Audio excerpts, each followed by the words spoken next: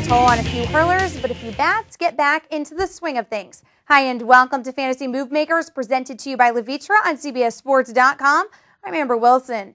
A month ago, when Blue Jays center fielder Vernon Wells broke his wrist on a diving catch, it was expected he'd miss 6 to 8 weeks. But here we are, June 11th, and Wells already has 4 games under his belt since returning over the weekend, and he's already producing.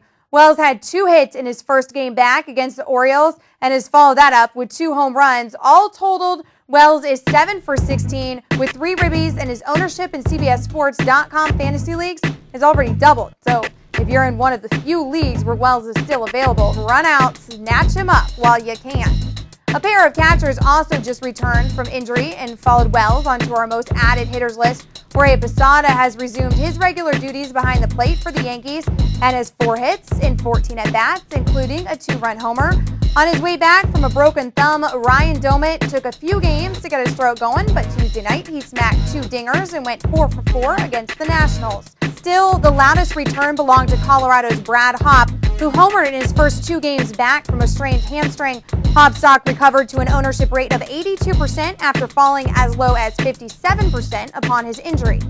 The only player to grace our hitters list who wasn't injured is White Sox utility man Alexei Ramirez. The Cuban defector reaps the benefits of Juan Uribe's stay on the disabled list, and his hot bat has kept him in the lineup. Ramirez has hit in .465 in his last 11 games with 3 homers and 11 driven in, leaving Uribe on the bench despite being activated from the DL on Saturday. While some fantasy owners may have been fortunate enough to have the aforementioned bats back in their lineup, those who had Jeremy Bonderman, John Smoltz, or Jake Westbrook on their pitching staffs had no such luck. The trio of righties all had their seasons end prematurely in the past week because of arm troubles, although there is a very slim chance Bonderman could return from a blood clot. Nevertheless, all 3's ownership took a tumble and will continue to drop over the next few weeks. Stay tuned after this quick break, and we'll offer some replacement suggestions to help you fill your pitching staff. Don't go anywhere. Welcome back, and if the injury bug has ravaged your pitching staff, perhaps you may want to set your sights on Milwaukee's Manny Parra. Parra was the most sought-after free agent hurler on the waiver wire this week, climbing 25 points behind 3 straight winning decisions. Even with 1 poor start sandwiched in between his last 5 outings, Parra's ERA sits at 3.34 during that stretch, and he has 27 Ks in 29 2/3. His next turn in the rotation comes Wednesday night in Houston.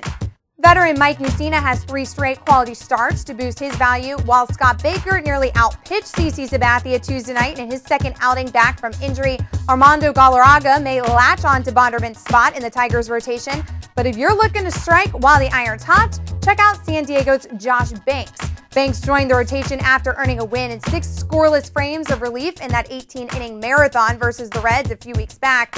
He followed that up with a complete game victory over the Giants and a solid start against the Mets. All in all, Banks has yielded just 1 earned run in his last 21 innings with a 2-0 record and a sub-1 whip.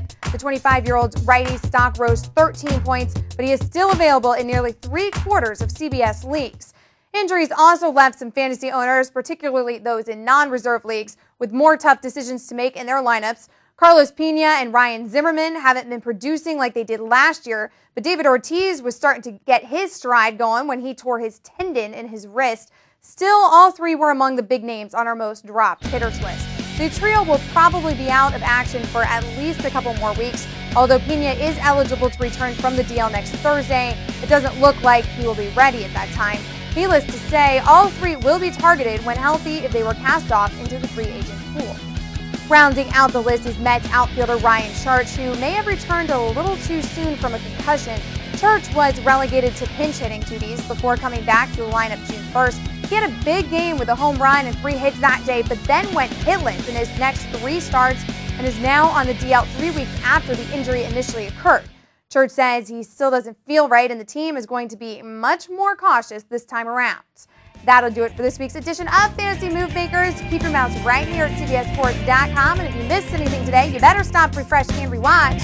I'm Amber Wilson.